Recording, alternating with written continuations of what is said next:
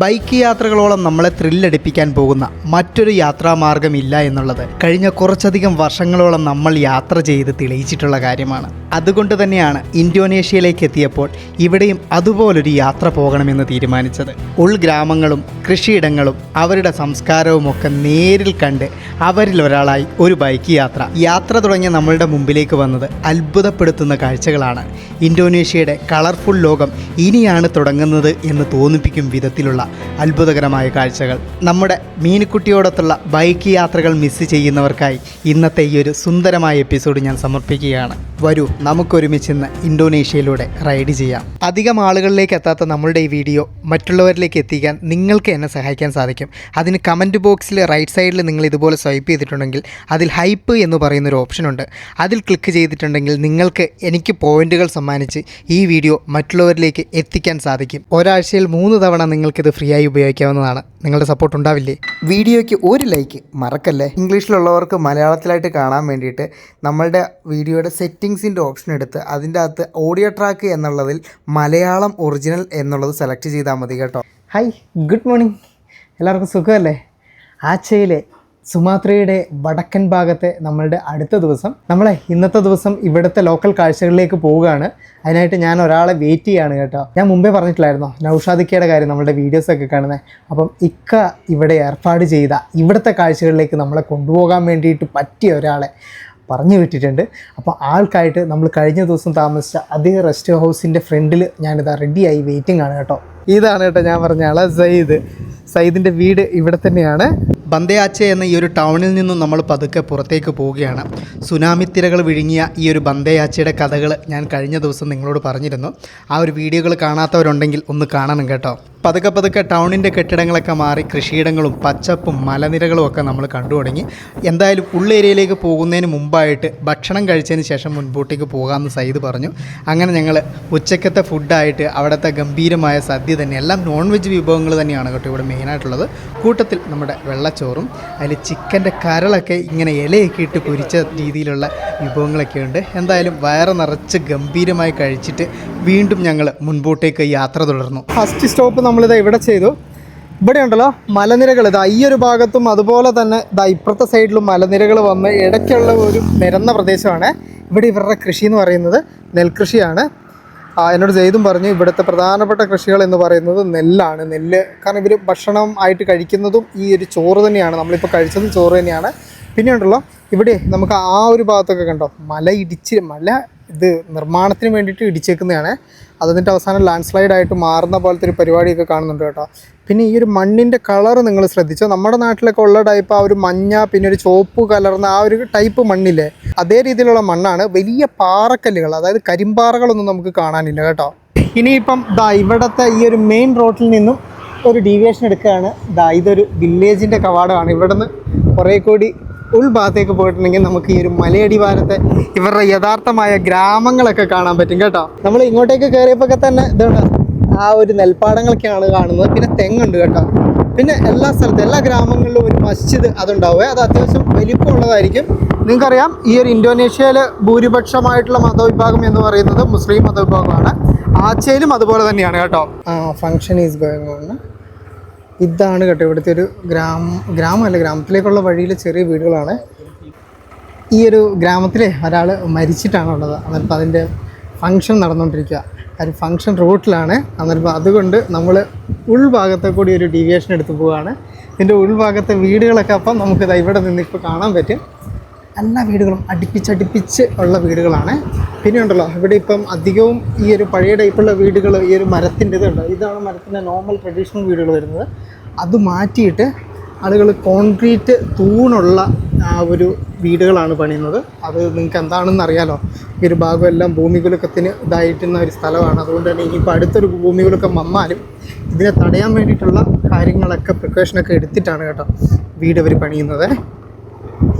ഇതെല്ലാം ഈ ഒരു ഗ്രാമത്തിൻ്റെ വഴികളാണ്. മരം കൊണ്ട് ഉണ്ടാക്കിയ ഇത് കണ്ട ചെറിയ മതിലുകളൊക്കെ നമുക്ക് കാണാം. കുഞ്ഞു വീടുകളാണ് കേട്ടോ. ഇപ്പോഴേ നമ്മൾ ആ ഒരു ചെറിയ ഒരു ഗ്രാമത്തിൽ നിന്ന് വിട്ടിട്ട് വീണ്ടും പുറത്തേക്ക് വന്നു. അപ്പോഴത്തേക്ക് ഇതാണ് നിങ്ങൾ ഇവിടെ ഒരു വെള്ളത്തിൻ്റെ ചാലിങ്ങനെയുണ്ട്. അതിന് ഇപ്പുറത്തെ സൈഡിലായിട്ട് ഇവരുടെ കൃഷിയിടത്തിലേക്ക് വെള്ളം കൊടുക്കുന്ന ഒരു ചാലാണ് കേട്ടോ. അതെ, ഇത് നേരെ ആ ഒരു മലയുടെ അടിവാരത്തേക്ക് അങ്ങ് നീണ്ടു പോവുകയാണ്. നമ്മൾ രണ്ടാളും ഇവിടെ ആദ്യമായിട്ടാണ് കേട്ടോ, വലിയ ഐഡിയ ഒന്നും ഇല്ല എന്താണെന്നുള്ളത്. എന്തായാലും നെൽപ്പാടങ്ങൾ തന്നെയാണ് ഇവിടെ ഏറ്റവും അധികം നമുക്ക് കാണാനായിട്ടുള്ളത്. ശരിക്കും നമ്മളുടെ പെട്ടെന്ന് ഇങ്ങോട്ട് വന്നപ്പോഴത്തേക്കും നമ്മളുടെ ഈ ഒരു ഭാഗത്തോട്ടൊക്കെ നോക്കി നമ്മുടെ ഒരു കുട്ടനാട് ഭാഗത്തോട്ടൊക്കെ വന്നൊരു ഫീലില്ലേ. കുട്ടനാട്ടിൽ നെല്ലുള്ളതുകൊണ്ട് എവിടെ നെല്ല് കണ്ടാലും എന്ത് കണ്ടാലും അപ്പോൾ കുട്ടനാടെന്ന് പറയാലോ അല്ലേ. ശരിക്കും മൊത്തത്തിലൊരു പച്ചപ്പിൻ്റെ ഏരിയയിലേക്ക് നമ്മൾ എത്തിയേ. ആ ഒരു ടൗണിൽ ഇത്രയും ദിവസം നിന്ന് കറങ്ങിയിട്ട് പെട്ടെന്ന് ഈ ഒരു പച്ചപ്പിലോട്ടൊക്കെ വരുമ്പം എനിക്ക് എന്തെന്നില്ലാത്ത ഒരു സന്തോഷം ഉണ്ട് കേട്ടോ. നമ്മളങ്ങനെ വന്നിട്ടേ ഇതാ ഈ ഒരു ഗ്രാമത്തിൻ്റെ ഒരു സ്കൂളാണ്. ഇതെല്ലാം കണ്ടിട്ട് ഒരു LP സ്കൂളാണെന്ന് തോന്നുന്നു. കുറച്ച് കളർഫുൾനെസ് ഒക്കെ നമുക്ക് ഫീൽ ചെയ്യുന്നുണ്ട്. നല്ല ഭംഗിയുള്ള സ്കൂൾ ബിൽഡിംഗ് അല്ലേ. അതിൻ്റെ ഫ്രണ്ടിലായിട്ട് ഇതാ ബാഡ്മിൻ്റൻ്റെ ഒരു കോർട്ടൊക്കെ ഉണ്ട്, അത് സെറ്റ് ചെയ്തിട്ടുണ്ട്. നല്ല രസമുണ്ട് കേട്ടോ കാണാനായിട്ട്. ഇന്തോനേഷ്യയുടെ ഫ്ലാഗ് ഇതാ പാറി പറക്കുന്ന ഇന്തോനേഷ്യയുടെ ഫ്ലാഗ് നമ്മുടെ വീഡിയോയുടെ എല്ലാ വീഡിയോയുടെയും തുടക്കത്തിൽ ഞാൻ വെച്ചിട്ടുണ്ട്. ഇനിയിപ്പോൾ നീ ഡയറക്റ്റ് കാണാത്ത ആളുകൾക്ക് വേണ്ടിയിട്ടാണ്. അടിയിൽ വെള്ളയും മേലെ ചുവപ്പുമായിട്ട്, അതാണ് കേട്ടോ ഇവിടുത്തെ ഒരു ഫ്ലാഗ് വരുന്നത്. നമ്മുടെ കോളാമ്പി പൂക്കളൊക്കെ ഇല്ലേ, അതെല്ലാം ഇവിടെയും ഇഷ്ടം പോലെ വളർന്നു നിൽക്കുന്നുണ്ട്. So 8 to 1 is the normal timing. 8 മണി മുതൽ 1 മണി വരെയാണ് കേട്ടോ ഇവിടുത്തേക്ക് ഒരു സ്കൂളിലെ ടൈമിങ് എന്ന് പറയുന്നത്. ശരിക്കും നമ്മളുടെ നാട്ടിലെ സ്കൂൾ ടൈമിങ്ങിനെ പറ്റി നിങ്ങൾക്ക് എന്താണ് അഭിപ്രായം? കണ്ട പിള്ളേരെ കണ്ട ബൈ ബൈ. അതായത് 8 മണി മുതൽ രാവിലത്തെ നല്ല ഒരു ഫ്രഷ് ടൈം പിള്ളേർക്ക് പഠിക്കാൻ വേണ്ടിയിട്ടുള്ള ടൈമായിട്ട് കൊടുത്തിട്ട് ഉച്ചയൊക്കെ ആകുമ്പോഴത്തേക്കും പിള്ളേരെ വിടുന്ന രീതിയിൽ ഇതുണ്ട്. ഇവിടുത്തെ ഒരു ചെറിയ പലചരക്ക് കടകളൊക്കെ കണ്ടില്ലേ നിങ്ങൾ. അപ്പം എന്താണെന്ന് വെച്ചിട്ടുണ്ടെങ്കിൽ രാവിലത്തെ ഒരു ഫ്രഷ് ടൈം പഠിക്കാനായിട്ട് യൂസ് ചെയ്യാം. ശരിക്കും ഉച്ചയ്ക്ക് ശേഷമുള്ള സമയം ഒരു ഉറക്കം വരുന്നൊരു ടൈമാണ് അല്ലേ. എനിക്കൊക്കെ അങ്ങനെയായിരുന്നു കേട്ടോ. ഈ സ്കൂൾ ടൈമുകളിൽ ഒരു മാറ്റം വേണമെന്ന് അഭിപ്രായം നിങ്ങൾക്കുണ്ടോ? എന്താണ് നിങ്ങളുടെ അഭിപ്രായം? അതൊന്ന് കമൻറ്റ് ബോക്സുകളിൽ രേഖപ്പെടുത്തണേ. നമ്മുടെ കമൻറ്റുകളുണ്ടല്ലോ, അങ്ങനെ പല ആളുകളും പല രീതിയിലുള്ള ആളുകളും കാണുന്നതാണ്. അപ്പം നമുക്ക് നമ്മളുടെ അഭിപ്രായങ്ങൾ അവിടെ ഷെയർ ചെയ്തിട്ടുണ്ടെങ്കിൽ അതും ഒഫീഷ്യലായിട്ടുള്ള ആളുകളും അങ്ങനെയുള്ള ആളുകളും നമ്മുടെ വീഡിയോ കാണുന്നവരിൽ അങ്ങനെയുള്ള ആളുകളൊക്കെ ഉണ്ട് കേട്ടോ. അവരൊക്കെ കാണും, അവരിലൊക്കെ നമ്മളുടെ അഭിപ്രായങ്ങളും എത്തും. യെസ്, നമ്മൾ കറങ്ങി ഇതങ്ങനെ നമ്മളുടെ ഹൈവേയിലേക്ക് വന്നു കയറി. ഇവിടെ നമുക്ക് വഴിയോരത്തെ ഒരു ഷോപ്പ് കാണാവേ. എന്താണെന്ന് വെച്ചിട്ടുണ്ടെങ്കിൽ നിങ്ങൾ വിചാരിക്കും കൊട്ടയാണെന്ന്. ശരിക്കും ഇതിൻ്റെ യൂസേ കൊട്ടയുടെ യൂസല്ല. അതായത് ഇത് ഭക്ഷണമൊക്കെ മൂടി വെക്കാൻ വേണ്ടിയിട്ടുള്ള മൂടിപ്പാത്രങ്ങളാണ് കേട്ടോ. ഈ അമ്മൂമ്മേൻ്റെ ഷോപ്പാണ്. ഒക്കെ ഹാൻഡ് മെയ്ഡാണ്. അതുകൂടാതെ ഇവിടുത്തെ ഈ ഒരു കണ്ണാടി കണ്ടോ നിങ്ങൾ, കണ്ണാടിയുടെ അതിന് ചുറ്റും അലങ്കരിച്ചേക്കുന്നത് ആ ഒരു നമ്മൾ ഈ ചൂലാക്കാൻ വേണ്ടി ഉപയോഗിക്കുന്ന ആ ഒരു സാധനമില്ലേ, അത് വെച്ചിട്ടാണ്, ആ ഒരു പുല്ല് വെച്ചിട്ടാണ്. പക്ഷേ കാണാനായിട്ട് നല്ല രസമുണ്ട് കേട്ടോ. നമ്മുടെ വീട്ടിലും ആ രീതിയിൽ സെറ്റ് ചെയ്തിട്ടുണ്ടെങ്കിൽ നല്ല ഭംഗിയായിരിക്കും. ഇവിടെയും ഇതുപോലത്തെ ഹാൻഡ് ക്രാഫ്റ്റുകൾ ഉണ്ട് എന്നുള്ളതാണ് ഇതിനൊക്കെ അർത്ഥം. ഇങ്ങനെ ഫുഡിന് മറച്ചു വെക്കാനാണ് എന്നെ എടുത്ത് കാണിച്ചു തരുവാണ് കേട്ടോ ചെയ്ത്. നൈസ്. ഇവിടെ ഞാൻ നിങ്ങളായിട്ടുള്ള വേറൊരു കാഴ്ച കാണിച്ചു തരാം. ഇത് നമ്മളെ സംബന്ധിച്ചൊരു നൊസ്റ്റാൾജിക്കാണ്. കാരണം ഇതുപോലത്തെ വലിയ TV ആൻറ്റിനകൾ യൂസ് ചെയ്തിട്ട് ചാനലുകൾ കണ്ടിരുന്ന ഒരു കാലം നിങ്ങൾക്കുണ്ടായിരുന്നോ? എനിക്കുണ്ടായിരുന്നു. ഇവിടെയൊക്കെ തുടക്ക സമയത്ത് ഇങ്ങനത്തെ TV ആയിരുന്നു. ഇതിങ്ങനെ തിരിക്കണം, ഒരു സൈഡിലോട്ട് തിരിച്ചിട്ടുണ്ടെങ്കിൽ ഏഷ്യാനെറ്റ് ബാക്കി ചാനലുകൾ കിട്ടും. സൂര്യ നേരെ ഓപ്പോസിറ്റുള്ള സാറ്റലൈറ്റിലോട്ടാണ്, അന്നേരം അങ്ങോട്ടേക്ക് തിരിക്കണം. അങ്ങനെ രണ്ട് സൈഡിലും തിരിച്ച് യൂസ് ചെയ്തിരുന്നൊരു കാലം. കുറച്ചും കൂടി പൈസ ഉള്ളവർ 2 ആൻറ്റിനെ ഒരുമിച്ച് എടുത്ത് വെച്ചിട്ട് അത് മിങ്കിൾ ചെയ്ത് അതിൻ്റെ ആ ഒരു സെറ്റപ്പ് ബോക്സിലോട്ടൊക്കെ കൊടുക്കുന്നൊരു കാലേ. ഇവിടെ ഇപ്പോഴും ഇതുപോലത്തുള്ള ആൻറ്റിനകളാണ് TV കാണാൻ വേണ്ടി യൂസ് ചെയ്യുന്നത്, TV ചാനലുകൾക്ക് വേണ്ടിയിട്ട്. Let's go. നമ്മൾ മെയിൻ ഹൈവേയിൽ നിന്ന് വീണ്ടും ഒരു ഡീവിയേഷൻ എടുത്തു. വീണ്ടും ഒരു വില്ലേജ് ഏരിയയിലേക്കാണ് കയറിയിരിക്കുന്നത്. ഇവിടെ ഉണ്ടല്ലോ റോഡിൽ കുഞ്ഞി പിള്ളേരെല്ലാം വണ്ടി ഓടിച്ച് പോകുന്ന കാഴ്ച നമുക്ക് കാണാൻ കേട്ടോ. കുഞ്ഞി പയ്യന്മാർ ഇവിടെയൊക്കെ ഉണ്ടല്ലോ. ഇങ്ങനെയുള്ള ജംഗ്ഷനുകളിൽ ഞാൻ നിങ്ങളൊരു ബോർഡ് കാണിച്ചു തരാവേ. ഇത് നോക്കിയേ, ഈ ഒരു പച്ച ബോർഡ് കണ്ടോ നിങ്ങൾ? ജൽപൂ എവാക്വേഷൻ, അതായത് എവാക്വേഷൻ റൂട്ട് എന്ന് പറഞ്ഞിട്ട്, അതായത് സുനാമി മുന്നറിയിപ്പ് ബോർഡാണ്. അത് സുനാമി വന്നു കഴിയുമ്പോൾ ആ ഒരു ഭാഗത്ത് കടലാണ്. അപ്പം അതുകൊണ്ട് ഈ ഒരു വഴി വേണം നമ്മൾ ഓടാൻ വേണ്ടിയിട്ട്. അത് എല്ലാ സ്ഥലങ്ങളിലും, പ്രത്യേകിച്ച് ഉള്ളേരിയകളിൽ ഇതുപോലുള്ള ബോർഡ് നമുക്ക് കാണാൻ പറ്റും കേട്ടോ. Playground and this is school. ഓ, ഈ കാണുന്നതൊരു പ്ലേ സ്കൂളാണ് കേട്ടോ പിള്ളേരുടെ. കണ്ടങ്ങൾ ഒരു ഗ്രൗണ്ടൊക്കെ ഉണ്ട്, നല്ല രസമുള്ള, കൊള്ളാം, ശാന്തസുന്ദരമായ ഏരിയയിൽ ഒരു ശാന്തസുന്ദരമായിട്ടുള്ളൊരു സ്കൂള്. ഇവിടെ നമുക്ക് മറ്റൊരു കാഴ്ച കാണാം. ഇതിൻ്റെ പറയുന്നത് പുസ്കസ്മസ് എന്നാണ്. എന്ന് വെച്ചിട്ടുണ്ടെങ്കിൽ നമ്മുടെ നാട്ടിലെ പ്രൈമറി ഹെൽത്ത് സെൻ്ററുകളില്ലേ, അതുപോലെ ഇവിടങ്ങളിലെ ഗ്രാമങ്ങളിൽ പ്രൈമറി ഹെൽത്ത് സെൻ്ററുകളുണ്ട്. അപ്പം അതാണ് കേട്ടോ. ഇവിടുത്തെ ആ ഒരു ടൈമിംഗ് ഒക്കെ കഴിഞ്ഞാൽ എനിക്ക് തോന്നുന്നു ഉച്ചവരേക്ക് ആയിരിക്കണം സമയം ഇതുണ്ടാവുക. എന്തായാലും ഇപ്പം പൂട്ടി കിടക്കുവാണ്. എന്തായാലും കൊള്ളാം.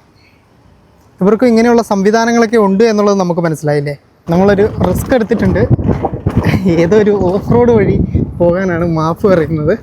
അപ്പം അതുകൊണ്ട് തന്നെ നമ്മളും ആ ഒരു ഓഫ് റോഡ് വഴി പോവുകയാണ് കേട്ടോ. Oh my god, this forest. ഏതോ കാട്ടുവഴിയാണ് കേട്ടോ.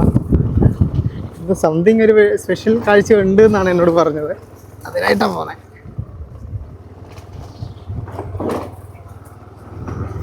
Is in motorable route? ദൈവത്തിനറിയാം കേട്ടോ ഇതിലെ വഴിയേക്ക് പോകുന്നതാണോന്നുള്ളത്. ആക്ച്വലി ആളുകൾക്ക് നടക്കാം. ഓക്കെ. ഇവിടെ ഒരു ചെറിയൊരു വഴിയിലേക്ക്, ഇടവഴിയിലോട്ട് നമ്മൾ വന്ന് കയറി. മെയിൻ റൂട്ടിൽ നിന്ന് ഡയറക്റ്റ് റൂട്ട് ഉണ്ട് കേട്ടോ ഇങ്ങോട്ടേക്ക്. ഇത് ഷോർട്ടാണ്. വലൈക്കും അസ്സലാം. Malayali? Malayali. Malayalam. We are speaking Malayalam. Malayalam. They ask you religion, something like that. Oh, I see. Behavior is bad. Oh, like that side, huh? Okay, bye. Okay. India. Okay. കൊള്ളാം, നല്ല ആൾക്കാരാണ് ഇവിടെയുള്ള. അതായത് ലോക്കലായിട്ടുള്ള ആളുകൾ സമയമൊക്കെ സ്പെൻഡ് ചെയ്യാനൊക്കെ വരുന്ന ഒരു ഈവനിങ് ഹാപ്പനിങ് ഏരിയ ആണ്. അതായത് ഒരു ബീച്ചാണ്, അതൊരു പാർക്ക് പോലെ മെയിൻറ്റെയിൻ ചെയ്ത് സംതിങ് ഒരു ഡിഫറെൻ്റ് ആയിട്ടുള്ള രീതിയിൽ റണ്ണ് ചെയ്യുന്ന ബീച്ച് ഏരിയ. എന്തായാലും അങ്ങോട്ട് പോയി നോക്കാം. ഫുഡ് കോർട്ടൊക്കെ ഉണ്ട് കേട്ടോ, ഇഷ്ടംപോലെ. ഈ ഒരു മരത്തിൻ്റെ ചുവട്ടിലൊക്കെ വന്നിരുന്ന് നമുക്ക് ഭക്ഷണമൊക്കെ കഴിക്കാം കേട്ടോ. കൊള്ളാം, ഫുള്ള് മരങ്ങൾ, ഒരു നല്ല രസമുള്ള ഒരു സ്ഥലം. ഇവിടെ റെസ്റ്റോറൻറ്റുകൾ കണ്ടോ നിങ്ങൾ, മരം കൊണ്ടുണ്ടാക്കിയ റെസ്റ്റോറൻറ്റുകളൊക്കെ ഉണ്ട്. ആ ഒരു പഴമ അതുപോലെ നിലനിർത്തിക്കൊണ്ട് ചെയ്തേക്കുന്ന പോലെ ഒരു ഫീലുണ്ട് കേട്ടോ. തട്ടൊക്കെ അടിച്ച് ഇത് കണ്ടില്ല നിങ്ങൾ, നിലത്ത് ഫ്ലോർ ചെയ്തേക്കുന്ന തട്ടൊക്കെ അടിച്ച് ആ രീതിയിൽ തന്നെയാണ്. കൂടാതെ കല്ല് പാകിയ വഴികൾ ഇതുപോലുള്ളത് കൊണ്ട് ഇതിലേ നമ്മൾ നടന്ന് എത്തുന്നത് നേരെ ശരിക്കും നമ്മളുടെ അതായത് ഇന്ത്യൻ മഹാസമുദ്രത്തിലേക്ക് തുറക്കപ്പെടുന്ന ബീച്ച് ഏരിയയിലേക്കാണ് കേട്ടോ. അത് ഇതിൻ്റെ അപ്പുറം വന്നിട്ട് നമ്മളുടെ ഇന്ത്യൻ മഹാസമുദ്രമാണ്. ഒരു സൈഡിൽ നിങ്ങൾക്കറിയാലോ ഇവിടെ മലാക്ക കടലിലേക്ക് വരും, മറ്റൊരു സൈഡിൽ ഇതുപോലെ ഇന്ത്യൻ ഓഷനും വരിക. അങ്ങനെ കുറേ ദിവസങ്ങൾക്ക് ശേഷം ഞാൻ ഇന്ത്യൻ മഹാസമുദ്രത്തെ നേരിൽ കാണാൻ വേണ്ടി പോവുകയാണ്. Oh my god, nice. Okay, ഇവിടം ശരിക്കും ഉണ്ടല്ലോ മലകളാൽ ചുറ്റപ്പെട്ട ഒരു ബീച്ച് ഏരിയ ആണ്. ആ ഒരു ഭാഗം എനിക്ക് തോന്നുന്നത് ഇവിടുത്തെ ഇന്തോനേഷ്യൻ നേവിയുടെ ആണെന്ന് തോന്നുന്നു. കാരണം നേവി കപ്പലുകളൊക്കെ അവിടെ കിടപ്പുണ്ട്. ചുറ്റും മലനിരകളാണ്. ഇവിടെയും അതുപോലെ തന്നെയാണ്. ഇവിടെ കുറേയും കൂടി ബാക്കിലേക്കാണ് മലനിര ഉള്ളത് എന്നും മാത്രം. ആ ചെറിയൊരു കാട് പോലത്തെ ആ ഒരു ഏരിയ കടന്നാണ് നമ്മൾ ഈ ഒരു ബീച്ചിലേക്ക് വന്നത്. അതിനുശേഷം ഇതുണ്ട് അങ്ങ് ആ ഒരു ഭാഗത്തൊക്കെ ആയിട്ടും ഇവിടെ പ്രത്യേകിച്ച് മലകളിങ്ങനെ കടലിനോട് ഇറങ്ങിക്കിടക്കുന്ന രീതിയിലുള്ള ബീച്ചുകൾ ഇഷ്ടം പോലെയുണ്ട്. ഈ ക്ലിഫ് ബീച്ചുകൾ, ആ ഒരു ടൈപ്പ് സാധനങ്ങൾ ഈ ഒരു ഇന്തോനേഷ്യയിൽ ഇനിയിപ്പോൾ അങ്ങോട്ടേക്ക് നമുക്ക് ഒരുപാട് കാണാൻ പറ്റും കേട്ടോ. അത്യാവശ്യം കുറച്ച് ക്ലിയർ ഉള്ള വെള്ളമൊക്കെയാണ്. ഒരു ബ്ലൂയിഷ് കളറൊക്കെ വെള്ളത്തിനും ഉണ്ട് കേട്ടോ. ഞാനുണ്ടല്ലോ നമ്മളുടെ മാപ്പ് എടുത്ത് വെച്ചിട്ട് നമ്മൾ നിൽക്കുന്ന സ്ഥലം ഇങ്ങനെ നോക്കുമായിരുന്നേ. ഇന്ത്യൻ ഓഷനെ ഫേസ് ചെയ്തിട്ട് നേരെ ആ ഒരു ഭാഗം മൊത്തം ഇന്ത്യൻ ഓഷ്യനാണ്. അതുകൂടാതെ ആ ഒരു ഭാഗം അങ്ങോട്ടേക്കാണ് നമ്മളുടെ ഇന്ത്യ ശ്രീലങ്കയുടെ ഒക്കെ സൈഡ് വരുന്നത്. നമ്മൾ ഇങ്ങ് താഴെ ഭൂമധ്യരേഖയ്ക്കും ഇങ്ങ് അടുത്തെത്തി കേട്ടോ. നമുക്ക് ഇതിൻ്റെ അകത്ത് നോക്കുമ്പോൾ ഭൂമധ്യരേഖ ഒരു ലൈന് പോലെ ഇങ്ങനെ പോയേക്കുന്നതും ഇവിടെ കാണാൻ പറ്റും.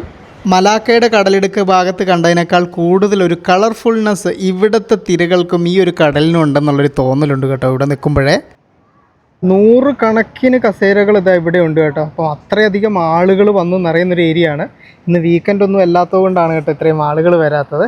എന്തായാലും കൊള്ളാം. നമുക്കിനിയിപ്പോൾ ഇവിടെ നിന്നും അടുത്ത ഡെസ്റ്റിനേഷനിലേക്ക് പോവാം. ഈ കാണുന്ന ഈ ഒരു ട്രഡീഷണൽ ലുക്കിലുള്ള മരം കൊണ്ടുണ്ടാക്കിയ ഒരു ബിൽഡിംഗ് ഇല്ലേ, ഇതാണ് ഇവിടുത്തെ പ്രധാനപ്പെട്ട റെസ്റ്റോറൻറ്റ് എന്ന് പറയുന്നത്. കുറച്ച് നേരം ഞാൻ ആ ഒരു ബിൽഡിംഗ് ഇങ്ങനെ നോക്കിയിരുന്നു കേട്ടോ. ശരിക്കും ഒരു പ്രത്യേകിച്ച് ഒരു രൂപമൊന്നുമില്ല.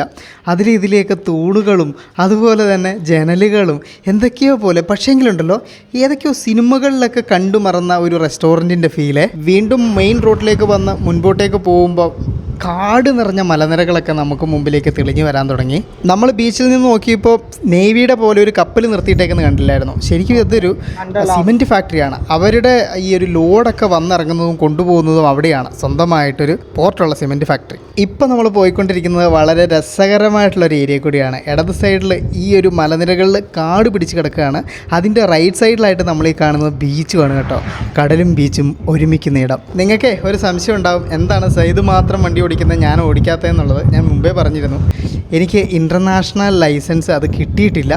പിന്നെ ഇവിടെ ഒരു റിസ്ക് എടുക്കാനും എനിക്ക് വയ്യ കേട്ടോ.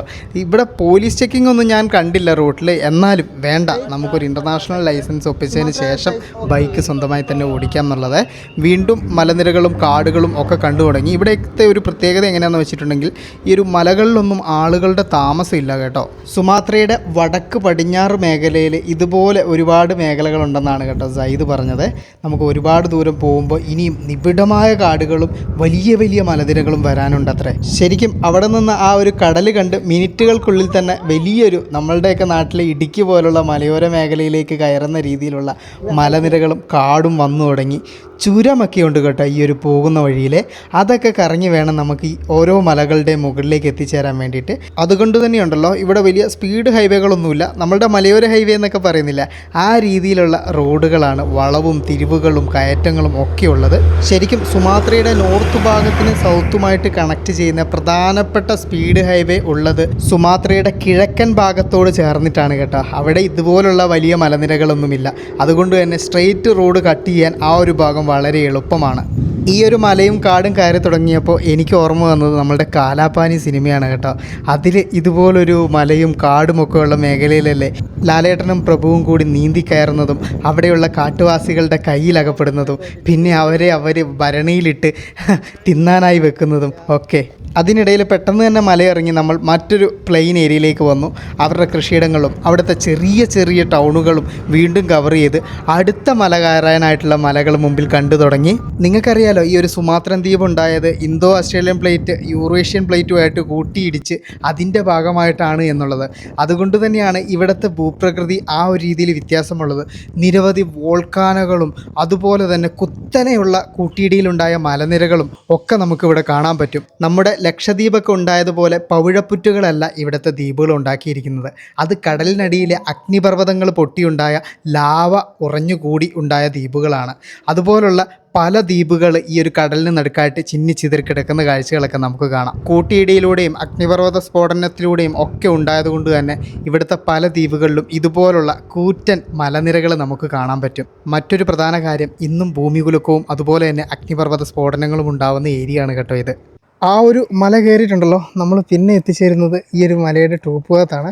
ഇവിടെ ഇങ്ങനെ ഒരുപാട് റെസ്റ്റോറൻറ്റുകളുണ്ട് കേട്ടോ. ഇവിടുത്തെ ഏറ്റവും വലിയ ഗുണം ഇത് കണ്ടില്ലേ നിങ്ങൾ, നമ്മളുടെ ഇന്ത്യൻ മഹാസമുദ്രത്തെ ഈ ഒരു മലയിൽ നിന്നും വിട്ടുവിട്ട് നടക്കുന്ന ആ ഒരു ദ്വീപുകളൊക്കെ ഇല്ല, അവിടെയൊക്കെ ഓരോ മൊട്ട ദ്വീപുകളുണ്ട്. അപ്പോൾ അതൊക്കെ നോക്കിക്കണ്ട് ഇവിടെ ഇരുന്ന് കാറ്റൊക്കെ കൊണ്ട് നമുക്ക് അങ്ങോട്ട് എന്താ വേണ്ടതെന്ന് വെച്ചാൽ കഴിക്കുകയോ കുടിക്കുകയോ ഒക്കെ ചെയ്യാൻ പറ്റും കേട്ടോ. വാ, നമ്മൾ ഇത്രയും നേരം വന്നുകൊണ്ടിരുന്ന ഒരു മലയുടെ ഭാഗങ്ങളില്ല, അതിൻ്റെ താഴെ ശരിക്കും ഇതുപോലെ തന്നെ ക്ലിഫാണ്, കൊക്കകളാണ് കേട്ടോ. നേരെ വണ്ടി താഴോട്ടേക്ക് പോയിട്ടുണ്ടെങ്കിൽ ഇതുപോലെ കടലിലാണ് ചെന്ന് പതിക്കുക. നോക്കി നിങ്ങൾ, നല്ല ഒരു സ്പോട്ടിലുള്ള ഹോട്ടലല്ലേ ഇവരുണ്ടല്ലോ. ഇതിൻ്റെ അടിഭാഗത്ത് ശരിക്കും കൊക്ക തന്നെയാണ്. അവരൊരു പലക ഇങ്ങനെ അവിടെ നിന്ന് ഇങ്ങനെ അടിച്ച് അതൊരു തൂണിൽ നാട്ടി നിർത്തിയേക്കുകയാണ്. ഇവിടെ ഇങ്ങനെ കൊക്കയെ നോക്കി ഇരിക്കാൻ വേണ്ടിയിട്ടുള്ള സെറ്റപ്പ് ഉണ്ട് കേട്ടോ. അത് ഇവിടെ നിന്ന് താഴോട്ടേക്ക്, പക്ഷെ അവിടെ വേസ്റ്റ് ഇട്ടിക്കാനുള്ളത്. എന്നാലും കുഴപ്പമില്ല. ഇവിടെ അവരുടെ അടുക്കളൊക്കെ കണ്ടെങ്കിൽ ഇങ്ങോട്ട് അറ്റത്തോട്ട് അങ്ങോട്ട് കിടക്കുകയാണ്. ഇവിടെ വന്ന സ്ഥിതിക്ക് എന്തായാലും നാരങ്ങ വെള്ളം കുറച്ച് എല്ലാത്തിലും ഐസിടും. ഐസിട്ട നാരങ്ങ വെള്ളം, ഐസിട്ട തേങ്ങയും. What is that? Zero. Okay, ഇതുണ്ടല്ലോ എന്തോ ഒരു ഫ്ലേവറാണ്, സ്വീറ്റ്. Is it sweet? അത് ഇതിൻ്റെ അകത്തോട്ട് മിക്സ് ചെയ്തിട്ടുണ്ട് കരിക്കും വെള്ളത്തിൽ. ഇപ്പോൾ കരിക്കിൻ്റെ വെള്ളത്തിനൊരു നല്ലൊരു കളറും കൂടി കിട്ടി. ഇവിടെ ഇരുന്ന് ആ ഒരു ഐലൻഡിലോട്ട് നോക്കുമ്പോഴാണ് അവിടെ എന്തോ ഒരു ഹോട്ടലാണോ അതോ വീടാണോ എന്തോ ഒരു സംവിധാനം അവിടെയുണ്ട്. കറ്റമരനൊക്കെ കിടക്കുന്നുണ്ട്. ഞങ്ങൾ എന്താ ഒരു ചെറിയ പച്ച കളർ പെയിൻ്റ് അടിച്ച ഒരു ഹോട്ടലായിരിക്കണോ, എന്തോ ഒരു സാധനം. എന്തായാലും കൊള്ളാം. അവർക്ക് സ്വന്തമായിട്ടൊരു പ്രൈവറ്റ് ബീച്ചൊക്കെ അത് അവിടെയുണ്ട്. അതിനോട് ചേർന്നിട്ടൊരു ക്ലിഫ് ഏരിയ ഒക്കെ കണ്ട് ഞങ്ങൾ. ഓ നൈസ്. ശരിക്കും അങ്ങനെ പോകാൻ പറ്റിയായിരുന്നെങ്കിൽ നൈസായിരുന്നു അല്ലേ. ശരിക്കും പോകാൻ പറ്റും എന്നാണ് പറഞ്ഞത്. പക്ഷേ അതിന് സ്പെഷ്യലായിട്ട് ബോട്ടൊക്കെ എടുത്തിട്ട് പോകണം. അത് ഹെവി എക്സ്പെൻസീവ് ആയിരിക്കും. എന്തായാലും നമുക്ക് ഇവിടെ ഒന്ന് സൂം ചെയ്തിട്ട് അത് അതിൻ്റെ തീരങ്ങളൊക്കെ ഇങ്ങനെ കാണാൻ പറ്റും കേട്ടോ. എന്തായാലും കൊള്ളാം. ഒറ്റപ്പെട്ട് കിടക്കുന്ന ഇന്ത്യൻ മഹാസമുദ്രത്തിലെ ഒരു ദ്വീപ്. മലയുടെ മുകളിൽ നിന്നുള്ള ആ ഒരു ബീച്ചിൻ്റെ കാഴ്ച നിങ്ങൾ കണ്ടില്ലേ, അതാണ് ഇവിടുത്തെ ഒരു വലിയ സ്പെഷ്യാലിറ്റിയെ. Let's go. ഇനിയിപ്പോൾ നമ്മൾ അടുത്ത സ്ഥലത്തേക്ക് പോവുകയാണ്. ഈ ഇന്തോനേഷ്യയിൽ വന്നിട്ടുണ്ടെങ്കിൽ മലയുടെ മേലെ നിന്ന് സൂര്യൻ അസ്തമിക്കുന്നത് കണ്ടില്ലെങ്കിൽ മോശമാണെന്ന് പറഞ്ഞിട്ടാണ് കേട്ടോ ഇങ്ങോട്ട് വന്നത്. എന്തായാലും ബൈ ബൈ. എന്തായാലും സൂര്യൻ അസ്തമിക്കുന്നത് നിൽക്കാനുള്ള ടൈമില്ല, കാരണം അത്രയും ലേറ്റ് ആവും. ഈ ഒരു ഭാഗങ്ങളിലൊക്കെ ഉണ്ടല്ലോ അത്യാവശ്യം തണുപ്പാണ് കേട്ടോ, കാരണം നമ്മൾ മല അത്ര ഹൈറ്റ് കയറിയത് കൊണ്ട് തന്നെ നല്ല രസമുണ്ട്. ഇവിടെ എവിടെയെങ്കിലും റൂം ഉണ്ടായിരുന്നെങ്കിൽ. ഇവിടെ നിന്ന് ഞാൻ നിങ്ങൾക്കുണ്ടല്ലോ ഇന്തോനേഷ്യയുടെ വെസ്റ്റേൺ കോസ്റ്റൽ സൈഡിൻ്റെ ഒരു വ്യൂ എങ്ങനെയാണ് ഇനി മുതൽ അങ്ങോട്ടേക്കുള്ളതെന്ന് കാണിച്ചു തരാം. എന്തുണ്ടെങ്കിൽ മലനിരകളാണ് ഏറ്റവും അധികമുള്ളത്. അതിൽ ചെറിയ ചെറിയ ദ്വീപുകൾ ഒറ്റപ്പെട്ടത് കാണാം, എന്നാലും ഏറ്റവും അധികം കടലിങ്ങനെ വന്ന് വലിയ മലയിലേക്ക്, ഇതുണ്ടെങ്കിൽ ഇങ്ങനെ വലിയ മലയിലേക്ക് വന്ന് ചേരുകയാണ്. ഇൻ ബിറ്റ്വീൻ പ്ലെയിൻ ഏരിയകളൊക്കെ വളരെ കുറവാണ്. താഴെ അടിച്ച് നിറച്ചിതാ തിരമാലകൾ വന്ന് പതിക്കുന്ന കാഴ്ചയൊക്കെ നമുക്ക് കാണാം.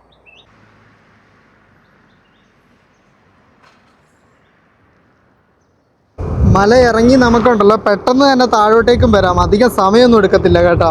വീണ്ടും മുമ്പോട്ടേക്ക് ഓടുമ്പോൾ ഉണ്ടല്ലോ ഇവിടുത്തെ ഒരു തനതായ ഒരു കാഴ്ച കാണിച്ചു തരണമല്ലോ.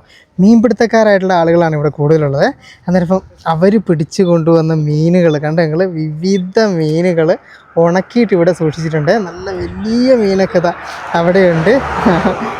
ഈ ഒരു ചേച്ചിയുടെ കടയാണ്. കണ്ട ഇവരെ ഇത് മുറിച്ച് ക്ലീൻ ചെയ്ത് അങ്ങനെ ഉണക്കിയെടുക്കുന്നതാണ്. ഉപ്പൊന്നും തേച്ചതായിട്ടൊന്നും കാണുന്നില്ല. കടലിൽ നിന്ന് പിടിക്കുന്ന മീൻ ഓൾറെഡി ഉപ്പ് ഉണ്ടാവില്ല അല്ലേ. പിന്നെ ഇതുണ്ട് നിങ്ങൾ, ഈ ഒരു മീനുകളെല്ലാം ഈ നടുവേ പൊളന്നിട്ട് ആണ് കേട്ടോ ഇവർ ഉണക്കുന്നത്. ഇതൊക്കെ പൊടിമീനുകളാണ്. നല്ല ചമ്മന്തിയൊക്കെ അരച്ചിട്ടുണ്ടെങ്കിൽ അടിപൊളിയാവും. ഇത് നമ്മളുടെ ചെമ്മീനില്ലേ, കുറ്റി ചെമ്മീൻ, ആ ഒരു സാധനങ്ങൾ, മുള്ളൻ്റെ ചെറുത് ഒക്കെ ഇവിടെ ഉണ്ട് കേട്ടോ. പക്ഷെ കൂട്ടത്തിൽ പ്രധാന ഇവനാണ് ഈ ഒരു ടൈപ്പ്. എന്ത് മീനാണിത്, പാരമീനാണോ? പക്ഷേ ഈ മീൻ എന്താണോ ചെമ്പല്ലിയൊക്കെ പോലെ തോന്നുന്നുണ്ട്, പക്ഷെ ചെമ്പല്ലിയല്ല. ഇവിടേക്ക് എത്തുമ്പോഴത്തേക്കും വലിയ വലിയ മീനുകളായ. എന്തായാലും നടുവേ വെച്ച് കീറുന്നതുകൊണ്ട് ഉൾഭാഗം നല്ല രീതിക്ക് ഉണങ്ങി കിട്ടും. അപ്പോൾ കുറേ നാൾ നല്ല വൃത്തിക്ക് നിൽക്കുകയും കൂടി ചെയ്യും. ഈ ഒരു റോഡിലുണ്ടല്ലോ ഇഷ്ടം പോലെ ഇതുപോലെ ഉണക്കമീനുകൾ വിൽക്കുന്ന കടകൾ നമുക്ക് ഇങ്ങനെ കാണാം. അതിങ്ങനെ ഈ ഒരു പട്ടം കാറ്റിലിങ്ങനെ പറക്കുന്ന പോലെ മീനുകൾ, ഉണങ്ങിയ മീനുകൾ ഇങ്ങനെ കാറ്റത്ത് പാറി പറക്കുന്ന കാഴ്ച കാണാനും വല്ലാത്തൊരു രസമാണ് കേട്ടോ. നമ്മളെ അവിടുത്തെ ഷോപ്പിൽ കാണാത്ത ഒരു സാധനം ഇതാ ഇവിടെയുണ്ട്. നമ്മളുടെ നീരാളി ഒക്ടോപ്പസ്. ഇത് അവനെ ഇവിടെ ഉണക്കി വെച്ചിട്ടുണ്ട് കേട്ടോ. ഞാൻ ആദ്യമായിട്ടാണ് ഒക്ടോപ്പസ് ഉണക്കിയത് കാണുന്നത്. എന്തായാലും ഇതാ ഇവിടെയുണ്ട്. അതൊരു വ്യത്യസ്തമായിട്ടുള്ളൊരു കാഴ്ചയായി, ഉണക്കമീനുകളിൽ നീരാളി ഉണക്കിയത് കേട്ടോ. വീണ്ടും തിരിച്ച് നമ്മളുടെ ബന്ദയാച്ച ടൗൺ സൈഡിലോട്ട് വരുമ്പം ഇവിടെ പ്രധാനമായിട്ടുള്ളൊരു കാഴ്ചയുണ്ട്. ഇതാണ് കേട്ടോ ഈ നാട്ടിലെ ജയില്. കണ്ടെങ്കിൽ നല്ല ഓടൊക്കെ മേഞ്ഞ് നല്ല ബ്യൂട്ടിഫുള്ളായിട്ട് ശാന്തസമാധാനമായിട്ട് ആളുകൾ വസിക്കുന്ന ഇടം. ഇനി ഞാൻ നിങ്ങളെ ഇവിടുത്തെ ഇന്തോനേഷ്യയിലെ ജയിൽ കാണിച്ചില്ല എന്ന് പറയണ്ട. ഇതാണ് ഇവിടുത്തെ ജയിൽ. ഇതുണ്ടെങ്കിൽ ഈ കാണുന്നതാണ് ആച്ചമേരീസ് ആയിട്ടുള്ള ആച്ച ആളുകളുടെ ട്രഡീഷണൽ വീട്. തൂണുകളിൽ മരം കൊണ്ട് പണിതിരിക്കുന്ന ഈ രീതിയിൽ കൊത്തുപണികളൊക്കെ നടത്തി നല്ല പെയിൻ്റൊക്കെ ചെയ്ത് ഓല മേഞ്ഞ വീടുകളായിരുന്നു ഇവിടെയുള്ള ആളുകൾക്ക് പ്രാചീന കാലത്ത് ഉണ്ടായിരുന്നത്. പിന്നെ അത് മാറിയതുകൊണ്ട് ഇതുപോലുള്ള കോൺക്രീറ്റ് ബിൽഡിങ്ങുകൾ വന്നു. നമ്മൾ ടൗണിലേക്ക് എത്തിയപ്പോഴത്തേക്കുണ്ടല്ലോ ടൗണിൻ്റെ ഒരറ്റത്ത് കണ്ട നിങ്ങൾ ജലിച്ച് നിൽക്കുകയാണ്. സൂര്യൻ അസ്തമിക്കാൻ പോവാണ് കേട്ടോ. ഇവിടുത്തെ അസ്തമയങ്ങൾ സ്പെഷ്യലാണ് എന്ന്, അതും ക്ലിയർ വെതറുള്ളപ്പോൾ സ്പെഷ്യലാണ് എന്ന് ഞാൻ കേട്ടിട്ടുണ്ട്.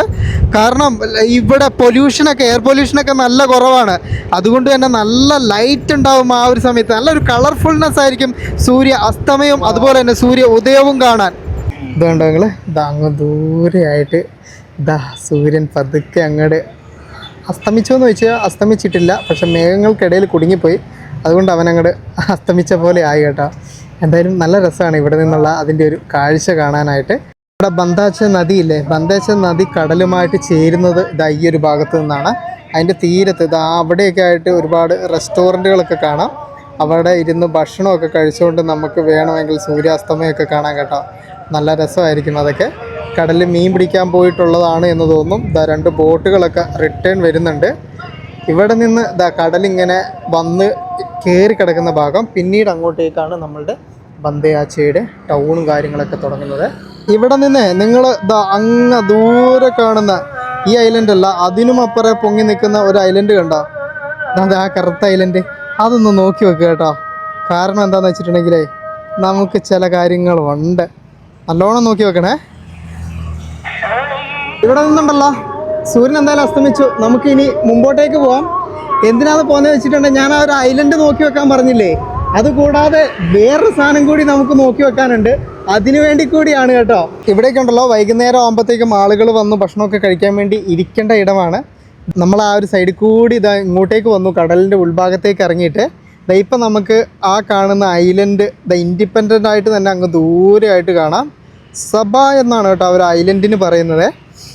ആ ഒരു ഐലൻഡിന് പല പ്രത്യേകതകളുണ്ട്, അതെല്ലാം ഞാൻ 1 by 1 ആയിട്ട് പറഞ്ഞു തരാം, നിങ്ങൾക്ക് നേരിട്ട് കാണിച്ചു തരാം. വെയിറ്റ്, കളർഫുള്ള് കാഴ്ചകളിൽ ലോഡിങ് ആണേ. ഈ വെള്ള മതിലുകൾക്കപ്പുറം ഉണ്ടല്ലോ പോർട്ടാണ്, പക്ഷെ പോർട്ട് ഇവിടെ നിന്നും കാണാൻ പറ്റുന്നില്ല, ഫുള്ള് മതിൽ കെട്ടി തിരിച്ചിട്ടാണ് ഉള്ളത്. ആ പറയുന്ന സബാങ് ഐലൻഡ് ഇല്ലേ, ആ പറയുന്ന സബാങ് ഐലൻഡിലേക്ക് ഇവിടെ നിന്നും ഷിപ്പുണ്ട് കേട്ടോ. വെള്ളം കയറി കിടക്കുന്ന സുന്ദരമായ പ്രദേശങ്ങൾ ഇതാ ഇവിടെയും നമുക്ക് കാണാം. ചെറിയൊരു റോഡ് മാത്രം പോകാൻ പറ്റുന്ന ഒരു വഴി, ആ ഒരു വഴി കൂടി ഇങ്ങനെ കറങ്ങി കടലിൻ്റെ ഉള്ളിൽ കൂടി കറങ്ങി ഇറങ്ങി വരാൻ പറ്റുന്ന രീതിയിൽ പണിത് വെച്ചേക്കുവാണ്. കഴിഞ്ഞ ദിവസങ്ങളിൽ നടക്കാൻ ഇറങ്ങിയപ്പോൾ വൈകുന്നേരം ആകുമ്പോൾ ഇവിടുത്തെ ആൾക്കാരൊക്കെ ഇവിടെ പോകുന്നു എന്നൊരു സംശയം നമ്മൾ പറഞ്ഞില്ലേ.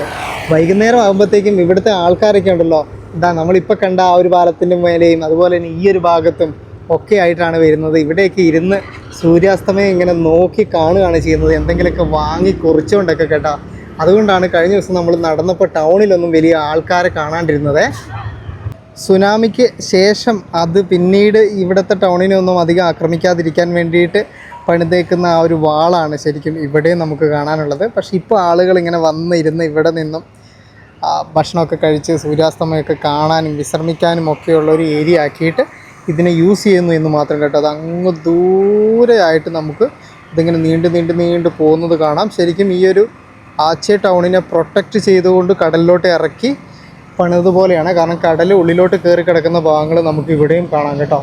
ആ ദ്വീപിൽ നിന്ന് തിരിച്ചു വരുന്ന ഷിപ്പിനെയൊക്കെ നമുക്ക് ആ ഒരു സൂര്യാസ്തമയത്തിൻ്റെ ബാക്ക്ഗ്രൗണ്ടിലായിട്ട് കാണാം.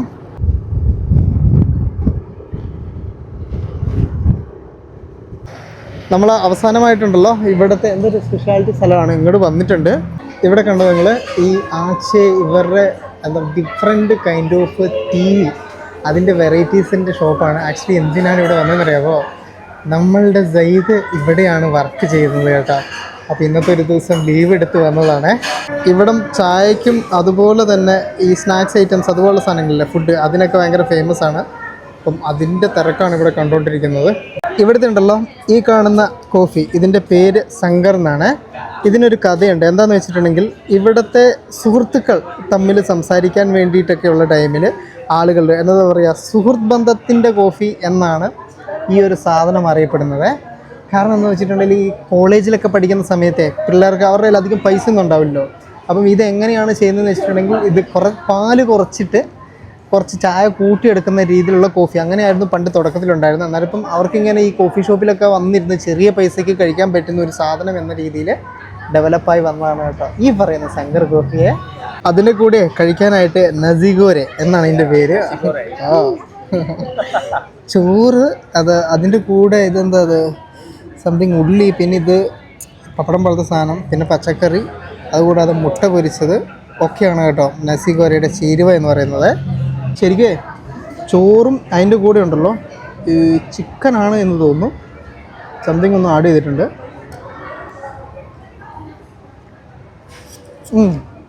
നമ്മുടെ ഒരു ഫ്രൈഡ് റൈസിൻ്റെ ഒക്കെ വേറൊരു രൂപമാണ്. പിന്നെ ഞാൻ ഉണ്ടല്ലോ ഒരു അബദ്ധം ചെയ്തു, ഞാൻ കുറച്ച് സ്പൈസി ആയിക്കോട്ടെ എന്ന് പറഞ്ഞു. പക്ഷേ സ്പൈസി എന്ന് പറഞ്ഞിട്ടുണ്ടല്ലോ നല്ല സ്പൈസ് ആയിട്ടുണ്ട് കേട്ടോ. ഇതുണ്ടല്ലോ പരിപാടി എനിക്ക് നടക്കുമെന്ന് തോന്നുന്നില്ല, മൂക്കൊക്കെ കണ്ട മൊത്തം വേർത്ത് കളായി. നല്ല സ്പൈസ്, തല കറങ്ങുന്ന രീതിയിലുള്ള സ്പൈസ്. ഇതിനകത്തുണ്ടല്ലോ കുരുമുളകൊന്നുമല്ല, ഇവർ മുളക് ചെറുതായിട്ട് അരിഞ്ഞിട്ടിട്ടുണ്ട്. ഓരോ കടിക്കും എരിവും കൂടെ തുളച്ച് കയറും കേട്ടോ. ഇത് ഓൾറെഡി ഫിനിഷ് ചെയ്തു, ഞാനിത് ഫിനിഷ് ചെയ്യാനുള്ളൊരു ശ്രമത്തിലാണ് കേട്ടോ. ഡിഗ്രി പഠനത്തിന് ശേഷം അടുത്ത ജോലിക്കായിട്ട് വെയിറ്റ് ചെയ്യുകയാണ് സയ്യിദ്. അന്നേരം ഇപ്പം പാർട്ട് ടൈം ആയിട്ടാണ് കേട്ടോ സയ്യിദ് ഇവിടെ ജോലി ചെയ്യുന്നത്. എന്തായാലും ഇന്നത്തെ ദിവസം സയ്യിദിനെ കൂടെ കിട്ടിയത് നമ്മളെ സംബന്ധിച്ച് വലിയ അനുഗ്രഹമായി. നമുക്ക് ഒരുപാട് വ്യത്യസ്തമായ കാഴ്ചകളിലേക്ക് എത്തിപ്പെടാൻ സാധിച്ചു. ഫൈനലി നമ്മളുടെ ഗസ്റ്റ് ഹൗസിൻ്റെ ഇവിടെ ഇതാ എന്നെ ഡ്രോപ്പ് ചെയ്യാണ്. So that's the end of our journey today. Okay, so see you next time.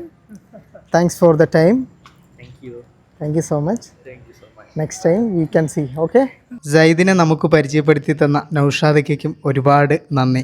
ഇതുപോലുള്ള ആളുകൾ ഇനിയും നമ്മളെ തേടിയെത്തട്ടെ. പിറ്റേ ദിവസം രാവിലെ ഞാൻ കണ്ണു തുറന്നത് മഴയുടെ ശബ്ദം കേട്ടിട്ടാണ് കേട്ടോ. അങ്ങനെ നമ്മളോടൊപ്പം നമ്മളെ തേടി ബന്ദയാച്ചയുടെ മണ്ണിലും മഴ എത്തിയിരിക്കുന്നു. മഴ പെയ്തതുകൊണ്ട് തന്നെ ഇന്നത്തെ എൻ്റെ പ്രോഗ്രാമുകളെല്ലാം ഞാൻ മാറ്റിവെച്ചു. നേരെ നമ്മളുടെ പഴംപൊരിയൊക്കെ ഉണ്ടാക്കുന്ന കടയിൽ പോയി അവിടുത്തെ ഇത്തമാരോട് കുശലമൊക്കെ പറഞ്ഞ് അവിടെ നിന്ന് നല്ല ചൂട് പഴംപൊരിയൊക്കെ കഴിച്ചു. ഇന്നത്തെ ദിവസം എന്തായാലും ബാക്കിയുള്ള വീഡിയോകൾ എഡിറ്റ് ചെയ്യാം എന്നുള്ള കാര്യത്തിൽ ഒരു തീരുമാനവും എടുത്തു. അങ്ങനെ മഴ പെയ്യുന്ന ബന്ദയാച്ചയിൽ നിന്നും സ്നേഹം മാത്രം. വീഡിയോയ്ക്ക് ഒരു ലൈക്ക് മറക്കല്ലേ.